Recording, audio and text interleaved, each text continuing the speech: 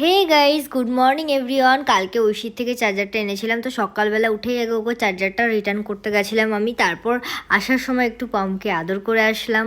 আর আমার ভীষণ তাড়াহুড়ো ছিল আজকে, আর আমার চার্জারটা আজকে আনতে যাওয়ার কথা ছিল, বাট সেটা পসিবল হয়নি বিকজ আজকে আমার চার্জারটা আনতে যাবো ভেবে অনেকটা টাইম ওয়েস্ট করার পর তারপর রেডি হয়ে বেরোনোর পর থেকে রাস্তায় ভীষণ জ্যাম। ট্রেনটা ধরতে পারবো কিনা এইটুকু সিওরিটি ছিল না নিজের কাছে। দেন ভাগ্যটা ভালো থাকায় ভগবানের নাম করতে করতে ট্রেনটা পেয়ে যায়, টাইম মতো কলেজে। আর আজকে সারাদিন তো কলেজেই কেটেছে, আমরা চারজন মিলে ভীষণ মজা করেছি। বারবার বলেছিলাম আসার জন্য, বাট ও আসেনি। ও পুরো আনন্দটা মিস করে।